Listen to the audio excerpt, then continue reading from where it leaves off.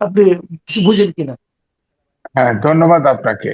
আসলে এই হলফনামায় আনুমানিক ফিগার বসিয়ে দেওয়া হয়, কারণ এই হলফনামায় কিন্তু কোনো সাপোর্টিং কাগজ দেওয়া হয় না, অর্থাৎ সরকারি তার হিসাব এই সে দেওয়া হয় না। এক, দুই হলো ইলেকশন কমিশনে ইলেকশনের খরচ কিন্তু নির্ধারিত করে দেওয়া হয় যে জি। 25 লাখের ভিতরে বেশি খরচ করতে পারবেন না।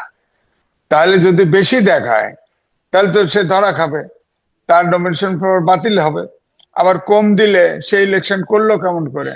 অর্থাৎ এমন একটা বিষয় যে ইলেকশনে কিন্তু কমপক্ষে একেবারে ফেলে দিল 5 কোটি, উপরে 20 কোটি, 100 কোটি ঢাকা শহরে পর্যন্ত খরচ করবে। তো এই যে হিসাবে, এটা হিসাব জালিয়াতি আমি মনে করি।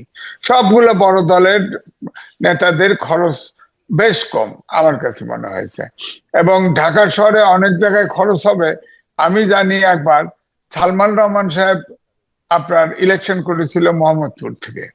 আমি তখন ইন্ডিপেন্ডেন্টের নিউজ এডিটর ছিলাম। তো আমার সামনে আমার এডিটর জিজ্ঞেস করলো যে উনি তো পাশ করবে, তো পাশ করবে না, উনি নিচের দিক থেকে ফার্স্ট হবে।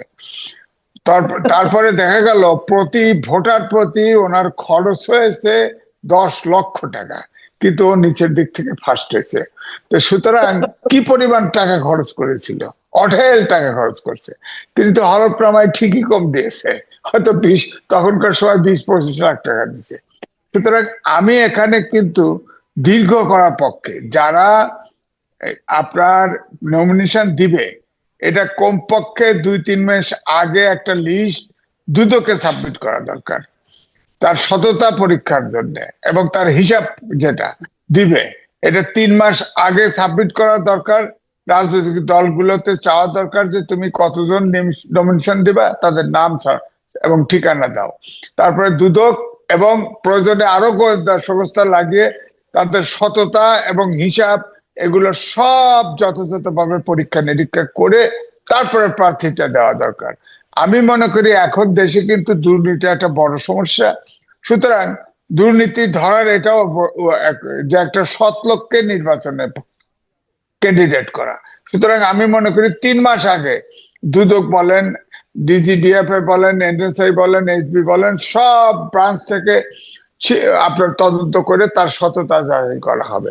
তাহলে হয়তো আমাদের যে গণতান্ত্রিক যাত্রা, মানবিক যাত্রা, আমি বলবো যে মানবিক বাংলাদেশ, আইনের শাসন, সুশাসন যেটা আকাঙ্ক্ষা করি, যেটা প্রত্যাশা করি স্বাধীনতা যুদ্ধের থেকে, এটা কিন্তু প্রত্যাশা পূরণ হচ্ছে না। কারণ একটা সৎ লোকের পক্ষে সম্ভব, অসৎ লোক কোনোদিন এই গণতন্ত্র চাইবে না, আইনের শাসনও চাইবে না, সুশাসনও চাইবে না। রাজনীতিকে যদি গণতন্ত্রে, আসলে দেশকে যদি গণতান্ত্রিক করতে হয় এবং মানবিক শাসন, আইনের শাসন তৈরি করতে হয়, তাহলে আমি কিন্তু সহজে, আপনি সহজে আইন ভাঙি না, সহজে কোর্টে গিয়ে আমরা মিথ্যা স্টেটমেন্টও দেব না। কারণ আমাদের ভিতরে তো সততা আছে। এখন সুযোগের অভাবে হোক আর যে কারণেই হোক না কেন, আমরা কিন্তু সৎ থেকেছি, এবং বাই ডিসিশন অনেক সুযোগও আসলে তাও সৎ থেকেছি। আমরা কিন্তু ধরেন, আপনারা এখন একটা ইউটিউব আছে, আপনি টাকা ইনকাম করেন বেশি বেশি, আমি একটু কম কম করি, তাও তো আমার পরে 2 লাখ টাকা, 2 লাখ টাকা মাসে থাকে। আমি তো এর বেশি স্টেটমেন্ট দিলেই মিথ্যা দেওয়া হবে, হ্যাঁ, এর কম দিলেও মিথ্যা দেওয়া হবে। সুতরাং যারা ফিক্সড ইনকাম, ধরেন সরকারি চাকরি, ঘুষ খায় না, তার স্টেটমেন্ট কিন্তু হয়তো যদি আপনি চান তাকে প্রার্থী করেন, রিটায়ার করছে, সে কিন্তু তাই ওইটাই দিবে, কিন্তু সে ঘুষ খাইছে যেটা, সেটা কিন্তু হিসাবে আসবে না। সুতরাং প্রার্থী করতে হলে আগে সৎ প্রার্থী করতে হবে। এটার জন্য অনেক আগের থেকে প্রক্রিয়া শুরু হওয়া উচিত বলে আমি মনে করি। ধন্যবাদ। আচ্ছা, আরেকটা জটিল ব্যাপার আমি নিয়ে আলোচনা করতেছি। যেমন ধরেন আপনার অনেক আপনার মানে রাজনীতিবিদ তার পেশা হিসেবে উল্লেখ করেছে যে উনি আপনার ব্যবসায়ী। আবার ডাক্তার শফিকুর রহমান, ওনার বাৎসরিক আয় হলো 3,60,000 টাকা, বুঝলেন? 3,60,000 টাকা উনি 1 বছর ইনকাম করেন। ওনার পেশা কি? চিকিৎসক, উনি চিকিৎসা পেশা। তো ওনার চেম্বার কোথায়, এটা কি আপনি জানেন? অথবা উনি কি না, আসলে চিকিৎসা পেশায় করেন, নাকি মাসে মাত্র 25,000 টাকা ইনকাম করেন? এটা কেন? আমার কথা হলো কি, একটা বিশ্বাসযোগ্য অ্যামাউন্ট ওনারা দিচ্ছেন না কেন? এটা কি সিস্টেমের দোষ, নাকি ওনাদের মন মানসিকতা কোনো একটা ঝামেলা আছে? আর যদি মন দুইটাই। মানসিকতায় ঝামেলা থাকে, তেমন লোক আমাদের নেতা হবে কিভাবে? না, এটাই তো প্রশ্ন। একটা হলো সিস্টেমের সমস্যা, আর একটা হলো যে প্রার্থী হয় সে মন মানসিকতা।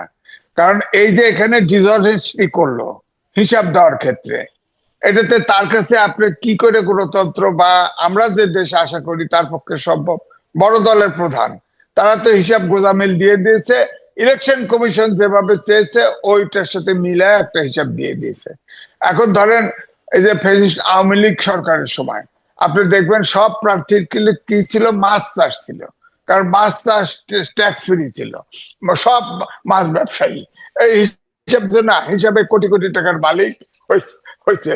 তো এরকমই তো এখন শফিকুর রহমান সাহেব ডাক্তার, এটা তো স্বাভাবিক, তার প্র্যাকটিস বলতে পারে, সে বলে দিছে। হয়তো চেম্বারও বসে না, 24 আওয়ার্স পলিটিক্স করে, চেম্বারও বসে না, একটু লাগাই দিল আর কি। এই জন্যই আমি বলছি 3 মাস আগে প্রার্থীদের তালিকা দেওয়া, এবং তা বিভিন্ন গোয়েন্দা সংস্থা, দুদক সহকার, অনেক জায়গায় তো টাকার বিনিময় হতে পারে। সুতরাং দুদকেও তো এরকম একটা ইয়ে আছে, শোনা যায় যে ওখানেও কিন্তু আপনার অসৎ উপলব্ধ করা হয়। সুতরাং অনেক অনেক গোয়েন্দা সংস্থা দিয়ে পরীক্ষা করে সৎ লোকটাকে বেছে বের করা। আর কত খরচ করবে এটার একটা সিলিং থাকবে বটে, এমন জায়গায় নিয়ে আসা যাতে সৎ লোকও ইলেকশন করতে পারে। যেমন ধরেন ইলেকশনের সময় ইলেকশন কমিশনে বরাদ্দ থাকবে সরকারের, সে একটা কমন জায়গায় প্রচার হবে, কমন জায়গায় পোস্টার হবে, ইলেকশন কমিশন করে দিবে প্রার্থীদের, সমস্যা তো নাই। আপনার এই জন্যই আমি মনে করি যে এইটাকে ইলেকশন প্রসেসকে সততার ভিতরে নিয়ে আসা, এটা তো হচ্ছে না। এবারেও নির্বাচন সেই গতানুগতিক পদ্ধতিতেই হচ্ছে, তাহলে লাভটা হলো কি? এখন ধরেন আপনার এলাকায় একজন পেশাজীবী, একজন শিক্ষক, একজন প্রফেসর, তার ইনকাম কোথায়? তিনি তো ইলেকশন করতে পারবেন না, অথচ তিনি হয়তো বেশি দক্ষ, তিনি হয়তো বেশি সমাজসেবী, বেশি জনগণের জন্য দিতে পারবে, তিনি প্রার্থী হতে পারবেন না। কারণ নির্বাচন করতে হলে তো 10 কোটি 20 কোটি টাকা লাগে, তার তো সেই সঞ্চয় নাই। সুতরাং এমন একটা প্রসেস করতে হবে যেটা বলবা যে সরকারের পক্ষ থেকে ইলেকশনটা করে দেওয়া এইভাবে যে খরচের বিষয়টা দায়িত্ব নেওয়া অল্প খরচের ভিতরে। হ্যাঁ, ধরেন পোস্টার লাগানোর দরকার, একটা সেন্ট্রাল প্লেসে সব প্রার্থীর পোস্টার থাকলো, ইলেকশন কমিশন ব্যবস্থা করলো, একই মঞ্চে বক্তৃতা দিল, একবার দুইবার। আমেরিকাতে হয় শোডাউন, হয়তো তো এরকম শোডাউন করলো তারা। শোডাউন বলতে কি, বক্তৃতা, প্রার্থী সব দলের প্রার্থী অ্যালফাবেটিক্যালি নাম হলো, একদিন একদিন পর পর বক্তৃতা হলো, বা একদিনে 10 মিনিট বা 15 মিনিট বক্তৃতা দিতে দিল, তার ইশতেহার সে শোনালো কি করবে না করবে। একটা, আমার কথা হচ্ছে প্রসেসটাকে একটা সততার জায়গায় নিয়ে আসা। অসৎ ভাবে নির্বাচিত হয়ে অসৎ ভাবে টাকা খরচ করে, ধরেন একটা লোক 10 কোটি টাকা খরচ করলো প্রার্থী, তাহলে সে 10 কোটি টাকা উঠাবে না? মুদ্রাস্ফীতি সহ 15 কোটি টাকা উঠাবে, আর পরবর্তী ইলেকশনের জন্য আবার মুদ্রাস্ফীতি হবে 20 কোটি হবে, আবার সে 20 কোটি টাকা চুরি করবে। তো চোর তো ইলেকশন প্রসেস মানুষকে চোর বানায় ফেলে। সুতরাং এই জন্য বলছি ইলেকশন প্রসেসটাকে সততার মধ্যে আনতে হবে। বলেন। আমরা আরেকটা জিনিস বলি আপনাকে, ইলেকশন তো ঘনে আসলো, আর 1 মাস 9 দিনের মতো আছে। তো এই ইলেকশনকে কেন্দ্র করে এর মধ্যে আমরা কিন্তু নানা ধরনের ভোটের হিসাবের দিক দিয়েও নানা ধরনের মেরুকরণ দেখছি। তো এই মেরুকরণ গুলো নিয়ে একটু কথা বলা দরকার, এই কারণে যে আমরা কি দেখলাম যে বিএনপির সঙ্গে অনেকে বিএনপিতে যোগ দিয়ে ধানের শীষ পাওয়ার জন্য নিজের দলীয় আদর্শকে বিসর্জন দিল, আবার এটাকে তারা আবার নির্বাচন কৌশল হিসেবে মেনেও নিল। আবার এদিকে জামাতের সঙ্গে দেখলাম এনসিপি যুক্ত হল, যে দলগুলো সম্পর্কে আগে বলা হতো যে জামাতের এ টিম বি টিম, দেখা গেল যে এই যে বলা বলিটা এটা ঠিকই ছিল, সবাই এ টিম বি টিম হয়ে যুক্ত হয়ে গেল। আমার আপনার কাছে সুনির্দিষ্ট প্রশ্ন, এই যে জামাতের সঙ্গে যে এনসিপি যুক্ত হলো, জামাতের জোটের সঙ্গে, এতে লাভ হলো কার? এনসিপি নাকি জামাতের নাকি জনগণের? দেখেন, আপনিও টকশোতে কথা বলেছেন, আমিও বলেছি, আমার সম্পর্কে একটা ধারণা আছে। এনসিপি সম্পর্কে আমি বেশি সমালোচক ছিলাম, কারণ আমার প্রত্যাশাও বেশি ছিল। কারণ 71-এ মুক্তিযুদ্ধ করেছি, ওখান থেকে 90 আন্দোলনেও ছিলাম। তারপরে যখন 24-এ 5ই আগস্টে পরিবর্তন হয়ে গেল, ফ্যাসিস্ট সরকার পালিয়ে গেল, তখন কিন্তু আমার প্রত্যাশা ছিল আকাশ সমান, যে এই ছাত্রদের যে বৈষম্য বিরোধী ছাত্র আন্দোলন, তারা এই দেশটাকে এই অভ্যুত্থানের পরে যে শিশু জনতা সহ কয়েক প্রায় হাজার খানেক লোক জীবন দিল, এতে হয়তো আমাদের প্রত্যাশার কাছাকাছি যাব, কিন্তু সেই প্রত্যাশাটা পূরণ হলো না। 52 সাল থেকে প্রত্যেকটা আন্দোলনে ছাত্ররা নেতৃত্ব দিয়েছে, এবারও নেতৃত্ব দিয়েছিল, কিন্তু এই ছাত্রদের মতো এত বিতর্কিত কেউ হয় নাই, সরকারেও অংশ নেয় নাই, এই ছাত্ররা নিয়েছে। তারপরেও আমি আশা করছিলাম যে অন্তত পক্ষে এনসিপি টিকে থাকুক থার্ড পার্টি হিসেবে, অর্থাৎ একটা নিরপেক্ষ আলাদাভাবে ইলেকশন করুক। সরকাররা আসলো 2-3 বছর, 2-3 টার্ম তারা ইলেকশন করলে হয়তো একটা, এই যে দ্বিদলীয় সিস্টেমের বাইরে আমরা বারবার বেরোতে চাইছি, এটা তো বেরোনোর সুযোগ রাখলো না। এখন ধরেন এনসিপি জামাতের সাথে একদিক দেখেন জামাতের সাথে যুক্ত হয়েছে, হ্যাঁ সবাই বলেছে, তারা বিভিন্ন ভাবে, জামাতের তো বিভিন্ন ভাবে বিভিন্ন জায়গায় লোক থাকে, গুপ্ত ভাবে থাকে, এটা তো প্রকাশ্যেই ছিল, তারা জয়েন করেছে। এখন আমার প্রশ্ন হচ্ছে, একটা প্রথম প্রশ্ন হলো, এই জামাতে যুক্ত হয়েছে মানে এই এনসিপির একটা গ্রুপ জয়েন করেছে, আর একটু গ্রুপ আপত্তি করেছে, আর একটু গ্রুপ বেরিয়ে গেছে। হ্যাঁ, সুতরাং এনসিপি তো শেষ, এখানে শেষ। এখন দেখবেন জামাতের ভিতরে আত্মীকরণ হয়ে যাবে। যেমন আওয়ামী লীগের সময় ঢাকা ইউনিভার্সিটিতে ডাকসুর নির্বাচনের সময় আপনি দেখলেন যে শিবির পাওয়া গেল, আগে তো শিবির ছিল না, সব হেলমেট বাহিনী ছিল, সব ছাত্রলীগের নেতা ছিল। ধরেন ফ্যাসিস্ট সরকার যদি শেখ হাসিনা পালিয়ে না যেত, ওই সরকারের পতন না হতো, তাহলে তো আপনি ঢাকা ইউনিভার্সিটি কোনো ইউনিভার্সিটিতে শিবির দেখতেন না, এতে শিবির হয়েছে। এখন ধরেন আওয়ামী লীগের সাথে মাঝে মধ্যে জামাতে ইসলাম ঘষাঘষি করেছে, 86 সালেও করেছে।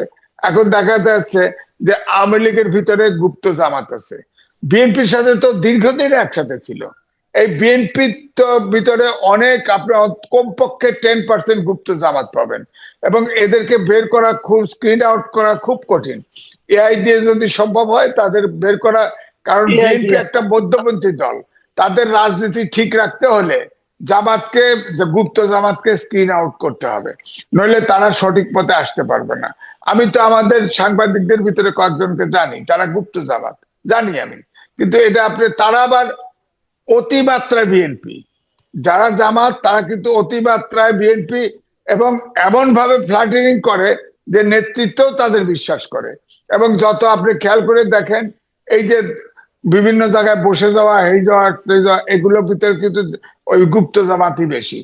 তো সুতরাং আমি বলবো যে বিএনপিকেও প্রসিদ্ধ করা উচিত, মানে একদম মধ্যপন্থী রাজনীতিবিদ, ধরো ছাত্র দল থেকে, ছাত্র কাল থেকে যেগুলো আসছে সেগুলোকে প্রাধান্য দেওয়া উচিত। এবং এই যে গুপ্ত জামাত, এটাকে কিন্তু যে প্রসেসেই হোক স্ক্রিন আউট করে বের করে দেওয়া উচিত, কারণ মধ্যপন্থী দল এই দেশের দরকার।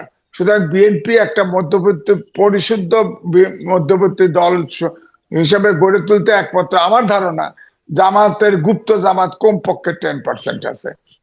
এটা পরিষ্কার হওয়া উচিত।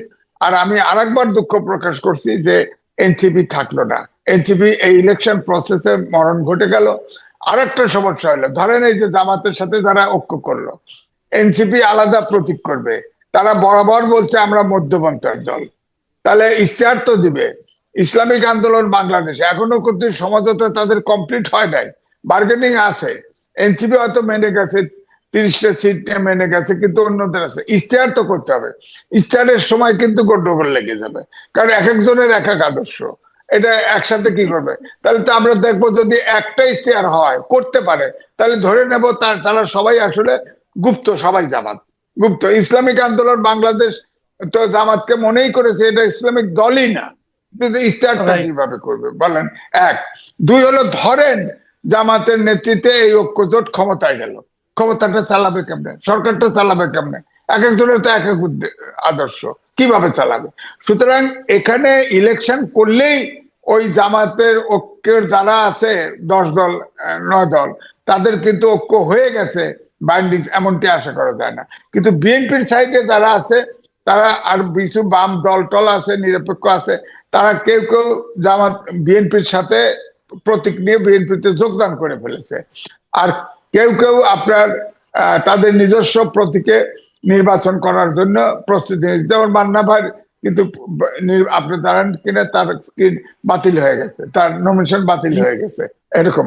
এবার বাতিল হওয়ার সংখ্যা কিন্তু অনেক অনেক, হ্যাঁ, সব পার্টি মিলে অনেক বাতিল হয়ে গেছে, প্রায় 200-র কাছাকাছি বাতিল হবে, বুঝছেন? এটা একটা খারাপ না? বলেন একটা প্রার্থী হবে, দেশ চালাবে, তারা নমিনেশন পেপার পূরণ করতে পারে না, তাহলে কেমন হলো ব্যাপারটা, কেমন? এই জন্য আমি বলবো যে আমাদের অপেক্ষা করতে হবে। আসলে আসলে দেশটা কিভাবে চলে, কিভাবে, আমার তো মনে হয় না যে দেশটা ঠিক হবে। এখন ধরেন বিএনপি, তারেক রহমান সাহেব হয়তো ধরেন চেয়ারপারসনই হবে, তাদের সংবিধানে আপনার 7 অনুচ্ছেদে আছে অটোমেটিক সে ভারপ্রাপ্ত যে চেয়ারম্যান, অর্থাৎ যিনি সিনিয়র সহসভাপতি তিনি চেয়ারম্যান হয়, তো তিনি তো ভারপ্রাপ্ত, তার মা মারা গেছে, এই সময় হয়তো তিনি হচ্ছেন না, হয়তো পার্টি কিভাবে এটা ঘোষণা দিবে, কিন্তু ইলেকশনের আগে তার চেয়ারপারসন ঘোষণা দিতে হবে। কারণ এই জন্যই যে এখন ধরেন জিয়াউর রহমান, বেগম খালেদা জিয়া, তারেক রহমান চেয়ারম্যান হলে ধরেন সবাই পোস্টারে, আরপিওতে কিন্তু উল্লেখ আছে যে পোস্টারে পার্টি প্রধানের ছবি ব্যবহার করতে পারবে। তো পার্টি প্রধান কে এখন? শহীদ প্রেসিডেন্ট জিয়াউর রহমান, বেগম খালেদা, তিনি তো মৃত, কিন্তু পরলোক গমন করেছে, তাহলে তো তারেক রহমানের ছবি আসে, প্রশ্ন আসে। অথবা চেয়ারপারসন যে হয়, চেয়ারম্যান যে হয় বিএনপির, উনিই তো হবেন। তো ওনার ব্যাপারে তো সেটেল করতে হবে। এবারে কিন্তু যাই বলেন, ইলেকশন কমিশন বড় বেরসিক, যে ও জোট করলেও যার যার প্রতীকে নির্বাচন করতে হবে।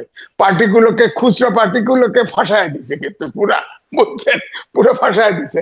আগে যে, আগে তো ধরেন যার যার প্রতীকে নির্বাচন করলেও ওই যে জোট করতো সবাই মিলে একদিকে ভোট দিত। এবারে কিন্তু সেই জি, সুযোগ নাই। এদিকে বিএনপি কিন্তু, যেহেতু আমি বলবো একটু উদার গণতান্ত্রিক, ধরেন বিএনপির তো সব জায়গায় 5 জন 6 জন 7 জন করে প্রার্থী আছে। এখন তৃতীয় ছোট ছোট একটা দলকে নমিনেশন দিলে বিএনপির লোকজন কিন্তু ভোট নাও দিতে পারে, কিন্তু আমাদের লোক দেয়। সেই হিসাবে এনসিপির যারা এখন গেছে, তারা এনসিপি যদিও ওই ঘরেরই লোক, ওই ঘরে চলে গেছে, আলটিমেটলি আত্মীকরণ হয়ে যাবে। আপনি দেখবেন আলটিমেটলি মাঝখানে এনসিপির কোনো এন্টিটি আর থাকবে না। এই ইলেকশন প্রসেসে এনসিপির এন্টিটি শেষ হয়ে গেল। এটা কিন্তু আমার জন্য, তাদের তো একটা ব্র্যান্ড ভ্যালু ছিল, তাদের অস্তিত্ব থাকা উচিত ছিল, সেটা তারা রক্ষা করতে পারলো না। এটাই। জি। আমি আপনাকে শেষ প্রশ্নটা করছি, আপনি এটা সংক্ষেপে জবাব দেবেন। এটা হলো যে এই যে এত কিছু বললেন, নির্বাচনের পরিবেশ, নির্বাচনী জোট, নির্বাচনী মেরুকরণ, সব মিলিয়ে, তার মধ্যে আবার আওয়ামী লীগের অনুপস্থিতি, এই সব মিলিয়ে আজকে থেকে 1 মাস 9 দিন পরে যে নির্বাচনটা হতে যাচ্ছে, সেই নির্বাচনটা আপনি কেমন দেখছেন? এটা কি খুব শান্তিপূর্ণ, গ্রহণযোগ্য, কি হবে আপনার কি মনে হয়? আমার কাছে এখন মনে হচ্ছে নির্বাচনটা শান্তিপূর্ণ হতে পারে, যদি হয়, যদি হয়। কারণ এই জন্য বলবো, 1-11 সরকারের সময় 2বার শিডিউল পিছিয়েছে, 10 দিন আগে কিন্তু সরকার পরিবর্তন হয়ে গেছে। এখন আমার কাছে যেটা মনে হয়েছে, জামায়াতের আমির কিন্তু বলে ফেলছে যে ইলেকশনের পরেও তারা বিএনপির সাথে কথা বলবে, এবং তারা কিন্তু ইঙ্গিত দিয়েছে তারা হয়তো জাতীয় সরকারে তারা ঢুকতে চায়। তারা এও বলেছে আমরা জিতলে বিএনপি কে জাতীয় সরকারে নেব। এটার ইঙ্গিতটা কি আপনি দেখেন। তারপর জামাতের আমির ভারতের প্রতিনিধির সাথে কথা বলেছে, বলে জিএম কাদেরের মতোই বলছে বলা যাবে না। এগুলো গোপন কথা, কি কথা বলেন আপনি? গোপন কথা কি? আমাদের প্রত্যেকটা নির্বাচনে তো পরাশক্তিগুলো অ্যাক্টিভ থাকে, যার যার পক্ষের শক্তিকে ক্ষমতা আনতে চায়, এটা অ্যাক্টিভ থাকে। এবারেও হয়তো অ্যাক্টিভ আছে, ভারত বলেন, আমেরিকা বলেন, চীন বলেন, জাপান বলেন, সব কিন্তু অ্যাক্টিভ আছে, যার যার মতো করে, এক পাকিস্তান, সব যার যার মতো অ্যাক্টিভ আছে। তো এখন দেখা যাচ্ছে, আমার কাছে মনে হচ্ছে ভারতের প্রাধান্য আছে। কারণ জিএম কাদের তো আছেই, সেই যে গোপন রাখছে এ পর্যন্ত প্রকাশ করে নাই, সেও তো প্রার্থী দিয়েছে। আর বিএনপি, জামাতের আমির এই আবার প্রথম বলল যে ভারতের সাথে কথা হয়েছে, সেটা বলা যাবে না তাদের অনুমতি ছাড়া, তো গোপন রাখে। তো এটা কেমন ইলেকশন হলো? তাহলে আগের মতোই ইলেকশন হবে। এখন ইলেকশনে যেটা আমি বলছিলাম, আগে বলতাম যে বিএনপি এবং জামাতের ভিতরে বড় ধরনের সংঘাত হতে পারে, যেহেতু আমি লক্ষ্য করতেছি যে জামাতের পক্ষ থেকে কিন্তু বিএনপির সাথে একটা সম্পর্ক করে দেওয়া নট আনলাইকলি, এখনো কয়েকদিন আছে, দেখা গেল যে তলে তলে জামাতের সিট ছেড়ে দিল, তলে তলে জামাত সিট নিয়ে নিলেও তো হতে পারে। আগে কিন্তু এটা ছিল একটা প্রসেস, যে জামাতকে 30 সিট, 30টা 40টা সিট চেয়েছিল, ওটা দিতে পারে নাই, বিএনপি দেয় নাই, তারপরে আলাদা হয়ে গেছে। এখন তো গোপনে গোপনে দিয়ে দিল যে ঠিক আছে তোমরা এই 30 সিট লাও, যাও। তাহলে তো সমাধান, আমি টের পেলাম না, কিন্তু হয়ে গেল সমঝোতা। কারণ এখন বিএনপির প্রশ্ন, অর্থাৎ বিএনপির প্রশ্ন জামাতের এই অফার অ্যাকসেপ্ট করবে কিনা। তবে আমরা মনে করি নির্বাচন হওয়া উচিত। চায়, অর্থাৎ বিরোধী দল যদি তার ভূমিকা পালন করে ঠিক মতো, যদি সংসদ বর্জন না করে, তাহলে তো মিলেমিশে হয়। সেই সেন্সে আমি পজিটিভ দৃষ্টিতেই দেখবো। একটা সৌহার্দ্যমূলক কথা বলেছেন। আহ, এখন একটা শোকের সময়, তারেক রহমানের জন্য একটা শোকের সময়, বিএনপির জন্য একটা শোকের সময়, কারণ তাদের বহুদিনের নেত্রী আহ বেগম খালেদা জিয়া প্রয়াত হয়েছেন। এই সময় এ ধরনের কথাকে পজিটিভ দৃষ্টিতেই দেখতে হবে। কিন্তু আহ, রাজনৈতিক বাস্তবতা হয়তো আমরা এই আগামী 1 মাসের মধ্যেই কঠিন রাজনৈতিক বাস্তবতা আসবে। সে সময় যে কথাবার্তা, কার্যকলাপ, কর্মকাণ্ড, সেটাই হবে আসল আহ, নিয়ামক, আসল বিষয়। আচ্ছা, তার মানে আপনি আগে তারা যে ফরম্যাটে মিলেমিশে দেশ চালাতেন, সেই ফরম্যাট যে হবে না এটা আপনি নিশ্চিত হচ্ছেন? আমার মনে হয়, কারণ কি আপনার রাজনৈতিক ফিল্ড এখন সম্পূর্ণভাবে একটা ভিন্ন রকমের প্রেক্ষিতে, ভিন্ন রকমের একটা নিচ্ছে, পরিগ্রহ করছে। যে আপনি দেখেন যে অন্যতম প্রধান দল বিএনপি এবং আহ, আওয়ামী লীগ, আওয়ামী লীগ কিন্তু আহ, তাকে নিষ্ক্রিয় করে দেওয়া হয়েছে, তার কর্মকাণ্ড। আওয়ামী লীগের যে মার্ক মানে সিম্বল, নৌকা, সেটা কিন্তু ইলেকশনে থাকতেছে না। কিন্তু থাকতেছে কারা? কয়েক কোটি আওয়ামী লীগের ভোটার। এই ভোটার কোন দিকে যাবে সেটা কিন্তু একটা কঠিন ক্যালকুলেশনের বিষয়। আপনি যে ভূমিকাতে বললেন যে জামাতের এক নেতা বলছেন যে তারা আওয়ামী লীগকে নেতা কর্মীদেরকে সহায়তা করবেন, সাহায্য করবেন, এ কথা মানে কি, কিসের বিনিময়ে? এটা হচ্ছে আওয়ামী লীগের পন্থীদের ভোটের বিনিময়ে তারা প্রোটেকশন দিবেন। আপনি দেখেন আওয়ামী লীগের ভোট এখন, যারা ভোটার, তারা এক ধরনের মালে গনিমত হয়ে দাঁড়িয়েছে। তারা কাকে ভোট দিবে, কাকে ভোট দিবে? কঠিন বাস্তবতায় যদি দেখেন যে তাদের বিরুদ্ধে অনেক মামলা আছে, মোকদ্দমা আছে, এবং তাদের তারা এখন একটা হুমকির মুখে আছে। এই হুমকির মুখে যে দল বা যে ব্যক্তি তাদেরকে মানে আশ্বাস দিবে যে আপনার মামলা উঠিয়ে নেওয়া হবে, আপনাকে আমরা প্রোটেকশন দেবো, যত রকমেরই অপরাধী হন না কেন, আপনি আমাকে সহায়তা করেন, আপনার অনুসারীদের নিয়ে আমাকে ভোট দেন, এ ধরনের বিষয় কিন্তু চলতেছে। এবং আমরা ফেসবুকে দেখি, গণমাধ্যমেও দেখি যে উম, জামাতের নেতারা আওয়ামী লীগের যারা পালায় আছেন বা সরে আছেন, তাদের বাড়িতে বস্তা বোঝায় চালও পাঠান, বাজার করে দেন। এই তাদের এই দুঃসময় তারা এসে পাশে দাঁড়াতে চান। এটা অ্যাকচুয়ালি বলা যেতে পারে যে মানবতা আর একটা কাজ করছেন। কিন্তু আসল হচ্ছে যে ভোটের রাজনীতি। আপনি একটা জিনিস লক্ষ্য করবেন যে যখন 5ই আগস্টের পরে আওয়ামী লীগের যারা বড় বড় নেতা কর্মী, যে লোকজন, সারা বাংলাদেশেই যে মামলাগুলি হয়েছে বিএনপির সহযোগিতায়। হয়তো তারা ডাইরেক্টলি বাদী না, কিন্তু মামলাগুলি বিএনপির লোকেরাই দিচ্ছে। জামাত কিন্তু সব মামলার মধ্যে যায় নাই, যার জন্য জামাতের একটা অ্যাডভান্টেজ আছে, অর্থাৎ সহানুভূতি পাইতে পারে আওয়ামী ভোটারদের কাছ থেকে। আহ, এইখানে ইলেকশনের গতি প্রকৃতি নির্ণয় করা এবার কিন্তু খুব কঠিন, খুবই কঠিন। আপনার 20-30%, কোনো কোনো সিটে 40-50% ভোট হচ্ছে আওয়ামী লীগের ভোট। এরা যেদিকে যাবে সেই প্রার্থী কিন্তু উইন করে যাবে। এটাই হচ্ছে আপনি একটা রিয়াল। জিনিস, আমি আমি আমি একটা ব্যাপারে এখানে বলতে চাই যে আমরা দেখেছি যে গত অগাস্টে পট পরিবর্তনের পর জামাতের দিক থেকে একটা খুব চেষ্টা ছিল যে আওয়ামী ভোটার যারা আছে তাদের কাছে গ্রহণযোগ্য হওয়া, তাদেরকে সহযোগিতা করা, সাহায্য করা একটা প্রচেষ্টা তাদের মাঝখান থেকে দেখা গিয়েছিল। আবার বিপরীত দিকে আমরা আরেকটা জিনিস দেখেছি যে আওয়ামী লীগের রাজনৈতিক কর্মকাণ্ড যে স্থগিত করেছে সরকার, এবং সেই স্থগিত করার ক্ষেত্রে সবচেয়ে বড় ভূমিকা পালন করেছিল কিন্তু জামাত ইসলাম। তখন এনসিপি, হাসনাত আব্দুল্লাহ এদের নাম উচ্চারিত হলো, এরা যে আসলে জামাতেরই লোক সেটা তো এখন এরই মধ্যে স্পষ্ট হয়ে গেছে। প্রায় একদিকে তারা উপরে দিয়ে তারা সাহায্য করেছে, আবার ভেতর দিয়ে তারা গাছের গোড়া কেটে দিয়েছে, আওয়ামী লীগের গোড়া কেটে দিয়েছে। এই যে অবস্থানটা, এটাও তো নিশ্চয়ই আওয়ামী লীগের লোকজন বুঝতে পারছে। আবার তারপরেও আরেকটা জিনিস যে দেখেন, আওয়ামী লীগের সবচেয়ে বেশি ক্ষোভ আমাদের এই রাজনৈতিক দলগুলোর মধ্যে কার উপর? আমার ধারণা এনসিপির উপর। কারণ এনসিপি তাদের এই নিষিদ্ধ করার ক্ষেত্রে, অমুক করার ক্ষেত্রে সবচেয়ে গুরুত্বপূর্ণ ভূমিকা পালন করেছে। সেই এনসিপি এখন আবার জামাতের সঙ্গে জোট করেছে। তাহলে আওয়ামী লীগের ভোট পাওয়ার ক্ষেত্রে জামাতের যে একটা মানে আপনার সম্ভাবনা ছিল বলে অনেকে মনে করত, সেটা কি আপনি এখনো দেখেন? না, এখানে তো কিছু ভোট এনসিপির জন্য আওয়ামী ভোট কিছুটা কমবে, কিছু কিছুটা কমবে।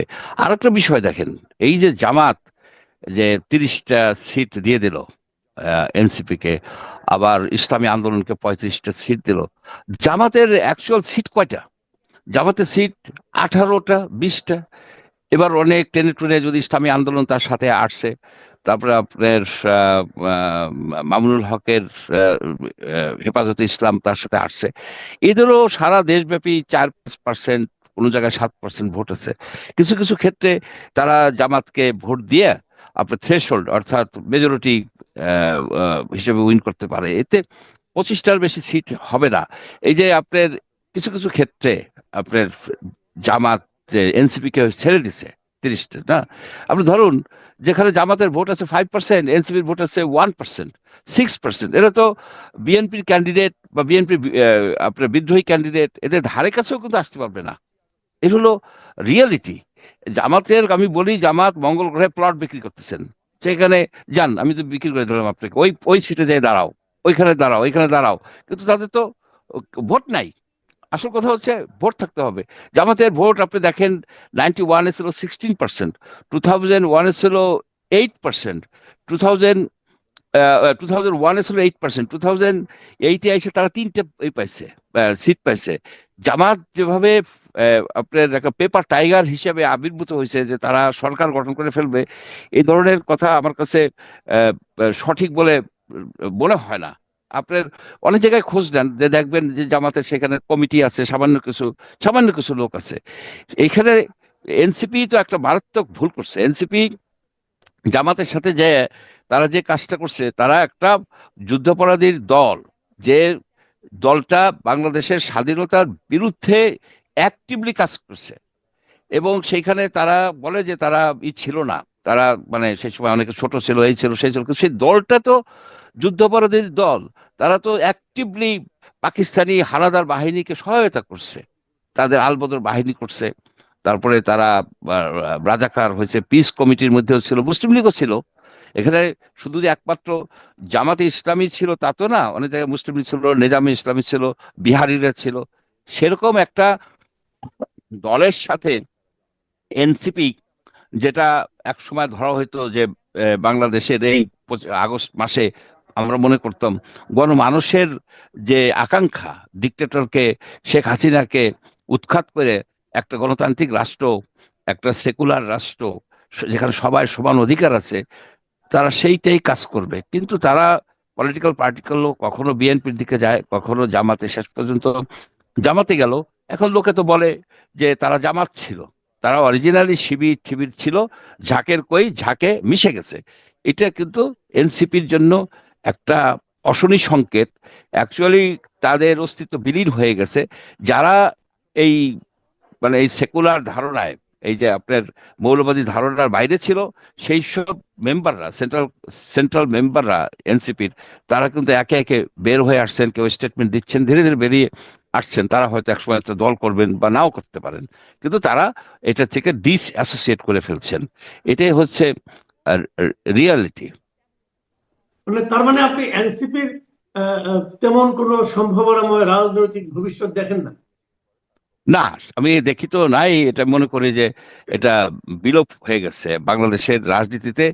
এনসিপির ভূমিকা রাখার যে এবিলিটি যেটা ছিল, প্রথমত তারা দল করছেন একটা, এই দলে ডক্টর ইউনূস তাদের পরামর্শ দিয়েছেন। তারা সোশ্যাল ফোর্স হিসেবে থেকে যে কাজটা করতে পারতেন, যে প্রধান কাজ ছিল যে দুর্নীতি মুক্ত করা, প্রধান কাজ ছিল বৈষম্য মুক্ত করা, প্রধান কাজ ছিল যে আমাদের সমাজে যে অনিয়ম আছে, অনাচার আছে, এগুলির বিরুদ্ধে তারা কিন্তু একটা পাওয়ারফুল শক্তি হয়ে দাঁড়াতে পারতো। সেখানে তাদের এই রাজনৈতিক দল করার প্রয়োজনীয়তা ছিল না, এটা আমি আগেও বলছি। আমি এখনো মনে করি কি ইট ওয়াজ এ সিরিয়াস মিস্টেক। তারা নয়া বন্দোবস্তর কথা বলেন, ইনসাফের কথা বলেন, খুব ভালো কথা। নয়া বন্দোবস্ত কি এই যে ভোটের সিট ভাগাভাগি করা? এই ভাগাভাগি তো শেখ হাসিনা করছে। শেখ হাসিনা তার যে দলীয়, তার যে 14 দলের এর সাথে মিলেমিশা এই সিট তাকে দিলাম, ওই সিট ওনাকে দিলাম, ওই সিট, আমরা তো এটা দেখছি। ঠিক শেখ হাসিনার আদলেই কিন্তু এই এই সিট ভাগাভাগি হচ্ছে। বিএনপিও ভাগাভাগি করতেছে। এই যে ট্র্যাডিশন থেকে বেরিয়ে আসা উচিত ছিল, পরিবারতান্ত্রিক রাজনীতি থেকে বেরিয়ে আসা উচিত ছিল, যেটা যেটা এই ছিল এনসিপির, কিন্তু সেরকম একটা প্রতিশ্রুতি ছিল জনগণের সাথে যে পরিবারতান্ত্রিক রাজনীতি থেকে তারা বেরিয়ে আসবে। তারা এই ধর্মভিত্তিক রাজনীতির কথা তো তারা কখনো বলে নাই। তাদের সকল কর্মকাণ্ড ছিল একটা ইনসাফ, সোশ্যাল জাস্টিস প্রতিষ্ঠা করা। সেই জন্যই কিন্তু সকল লোক কিন্তু তাদেরকে, জনগণ কিন্তু তাদেরকে সাপোর্ট দিয়েছিল। কিন্তু এখন আমরা কি দেখলাম? আমরা কিন্তু হতাশ অ্যাকচুয়ালি। জি, আমরা আলোচনা শেষ পর্যায়ে চলে এসেছি। আমি শেষ অন্য একটা প্রসঙ্গ নিয়ে আপনার সঙ্গে একটু শুনতে চাই। সেটা হলো গিয়ে, আপনি লক্ষ্য করেছেন যে বেগম খালেদা জিয়ার শেষকৃত্যকে কেন্দ্র করে আমাদের পার্শ্ববর্তী দেশগুলো থেকে গুরুত্বপূর্ণ ব্যক্তিরা দেশে এসেছেন। এবং আমাদের সবচেয়ে গুরুত্বপূর্ণ ব্যক্তি বলতে আমি মনে করি যে এস জয়শঙ্কর, ভারতের পররাষ্ট্রমন্ত্রী। উনি কেবলমাত্র আমাদের এই সাবকন্টিনেন্টের জন্য নয়, এই মুহূর্তে পুরো বিশ্বের জন্য একজন গুরুত্বপূর্ণ ব্যক্তি। তিনি এর মধ্যে এসেছেন। এবং এই সফরটা কি রাষ্ট্রীয় সফর ছিল? আমার তা মনে হয় না। কারণ রাষ্ট্রীয় কোনো কর্মকর্তার সঙ্গে ওনার কোনো দেখাও হয়নি। উনি, আমাদের পররাষ্ট্র উপদেষ্টার সঙ্গে ওনার দেখা হয়নি, আমাদের প্রধান উপদেষ্টার সঙ্গে উনি দেখা করেননি। উনি এসেছেন তারেক রহমানের কাছে তার মায়ের জন্য শোক বার্তা, ভারতের শোক বার্তা বা আনুষ্ঠানিক শোক বার্তা উনি দিয়েছেন, উনি চলে গেছেন সহমর্মিতা জ্ঞাপন করার পর। এগুলো আসলে কি ইঙ্গিত করে? এটা মোটা দাগে যেটা বোঝায় যে ডক্টর ইউনূসের সরকারের প্রতি ভারত সরকারের আস্থা নেই। সেই জন্য তারা ডেলিবারেটলি ডক্টর ইউনূসের সাথে দেখা করেননি, জয়শঙ্কর সাহেব, এবং আমাদের যে পররাষ্ট্র উপদেষ্টা, তার সাথেও উনি দেখা করেননি। উনি সম্পূর্ণভাবে আহ, বেগম খালেদা জিয়ার প্রতি ভারত সরকারের বা ভারতের জনগণের যে শ্রদ্ধা, আহ, তারেক রহমানের প্রতি তার সহানুভূতি জানানোর জন্য এসেছেন। এবং সেই কাজটা উনি 4 ঘন্টার সফরে আহ, স- সঠিকভাবে সম্পন্ন করতে পারছেন। এখানে এটাই বড় দাগ, মোটা দাগের কথা হচ্ছে যে ইউনূস সরকারের সাথে তারা কোনো কিছুই করতে চাচ্ছেন না। তাদের তাকে অ্যাভয়েডই করছেন। কিন্তু বিষয়টা হচ্ছে যে সরকারকে একেবারে অ্যাভয়েড করে, তার সরকার প্রধানের সাথে দেখা না করে, সরকার প্রধান জানা যাচ্ছে যে দেখা করতে চাচ্ছিলেন ডক্টর ইউনূস, এবং আহ, আমাদের যে উপদেষ্টা, পররাষ্ট্র উপদেষ্টা, সেও দেখা করতে চাচ্ছিলেন, কিন্তু দেখা না করে উনি যে কাজটা করলেন, উনি কাজটা করলেন, সেটা এক ধরনের, আমি বলবো কি, মোড়লগিরি যেটা ছিল, ভারতের যে মোড়লগিরি, সেই মোড়লগিরি কিন্তু অব্যাহত আছে। সুজাতা সিং যেমন এসে আহ, এরশাদ সাহেবকে বাধ্য করলেন ভোটে নিতে, 2014 সনে ভোট করতে বাধ্য করলেন। এইখানেও ওই ধারাটাই কিন্তু প্রকাশ পাচ্ছে। আর একটা জিনিস হলো যে উনি ভারত সম্ভবত আহ, আহ, তারেক রহমানের একটা ক্ষতি করে গেছেন। ক্ষতি কি? যে একটা ন্যারেটিভ তৈরি হয়েছে যে ভারত সরকার এই আগামী ইলেকশনে বিএনপিকে বিএনপির প্রতি সহানুভূতি সম্পন্ন, এ ধরনের একটা ন্যারেটিভ কিন্তু আছে। এই মুহূর্তে ভারত বিরোধিতা হচ্ছে প্রধানতম রাজনৈতিক স্লোগান এই বাংলাদেশে। কম বেশি সবাই কিন্তু ভারতের বিরোধিতা করে। সেইখানে একজনকে যদি কোনোভাবে আহ, প্রমাণিত করা যায় যে ভারত ওনার প্রতি সহানুভূতিশীল এবং উনিও ভারতের প্রতি সহানুভূতিশীল, এটাকে আমি বলবো যে ডক্টর জয়শঙ্করের এই যে ভিজিটটা তারেক রহমানের জন্য জুডাস কিস, অর্থাৎ যিশুকে কিস করছিল জুডাস বলে বিশ্বাসঘাতক, এবং পরে তাকে পন্টিয়াসের সৈন্যবাহিনী